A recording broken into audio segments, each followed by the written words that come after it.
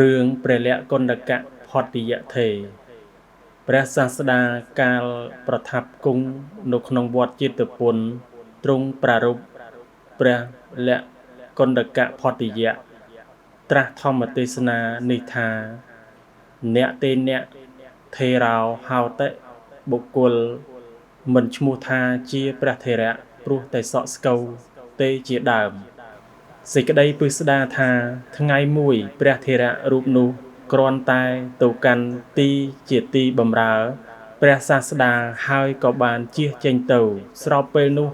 ភិក្ខុអ្នកនៅក្នុងព្រៃជាវត្តប្រមាណ30រូបឃើញព្រះថេរៈនោះភ្លាម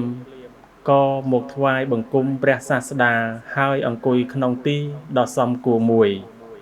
ព្រះសាស្តាទ្រង់ទតឃើញធម៌ដែលជាឧបនិស្ស័យនៃព្រះអរហន្តរបស់ភិក្ខុទាំងនោះហើយត្រាស់សួរបញ្ហានេះថាមនាលភិក្ខុទាំងឡាយអ្នកទាំងឡាយបានឃើញថេរៈមួយអង្គដែលចេញអំពីទីនេះទេ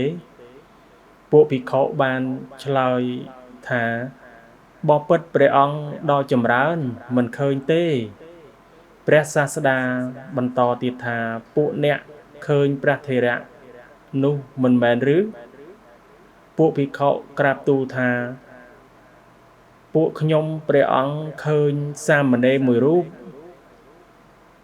ព្រះសាស្តាទ្រង់ត្រាស់ថាមនាលភិក្ខុទាំងឡាយបព្វជិតដែលអ្នកទាំងឡាយឃើញនោះមិនមែនជាសាមណេរទេបព្វជិតនោះជាព្រះថេរៈពួកភិក្ខុក៏បានទូលព្រះសាស្តាថាបបិទ្ធព្រះអង្គដ៏ចម្រើន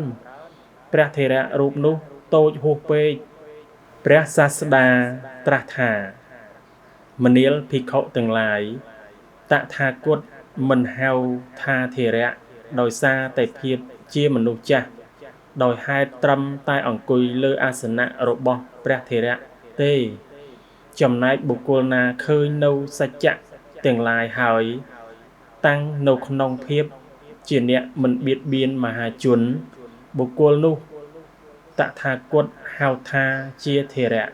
ដូច្នេះហើយទើបបានត្រាស់ព្រះគាថានេះថាអ្នកទេអ្នកថេរោហោតិយេនសៈបលិតាំងសិរោបរិបកោវយោតស្សៈមោខចិណោតិវុចតិ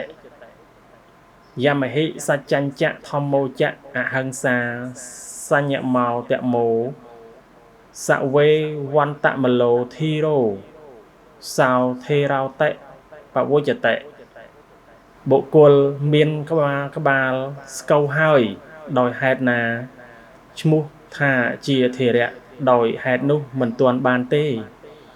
វ័យរបស់បុគ្គលនោះចាស់ជ្រុលហើយហៅថាចាស់ជាមោខៈលុះត្រាតែសច្ចៈផងធម៌ផងការមិនបៀតបៀនផងការសង្រួមផងការទូលមានខ្លួនផងមានក្នុងបុគ្គលណាបុគ្គលនោះឯងជាអ្នកមានមន្ទិលខ្ជាក់ចោលហើយជាអ្នកមានប្រាជ្ញាទើបហៅថាថេរៈបណ្ដាបទទាំងនោះបទថាបរិបកោចាស់សក់ស្កូវសេចក្តីថាដែលជារាចោមរោមហើយគឺដល់ភាពជាមនុស្សចាស់ហើយបទថាមោខៈចិណោមនុស្សចាស់ទទេសេចក្តីថាឈ្មោះថាចាស់ទទេព្រោះខាងក្នុងមិនមានធម៌ជាគ្រឿងធ្វើឲ្យជាថេរៈបទថាសច្ចញ្ចៈសច្ចៈសេចក្តីថាក៏បុគ្គលណាមានសច្ចៈទាំង4ព្រោះភាពជាអ្នកចាក់ធ្លុះដោយអាការៈ16និងមានលោកុត្តរធម៌9យ៉ាងព្រោះបានធ្វើឲ្យជាក់ច្បាស់ដោយញាណបទថាអហិង្សាអហិង្សានោះលើកមកត្រឹមតែជាប្រធានគឺរួមយកអបមញ្ញាភាវនា4យ៉ាងផងបទថាសញ្ញមោតមោសញ្ញមៈនិងតមៈបានដល់សិលនិងការសង្រួមឥន្ទ្រីបទថាវន្តមលោជាអ្នកខ្ជាក់ចោលនៅមន្ទិលបាន បានដល់មានមន្ទិលដែលនាំចេញហើយដោយមគ្គញ្ញាណបទថាធីរោអ្នកមានបញ្ញា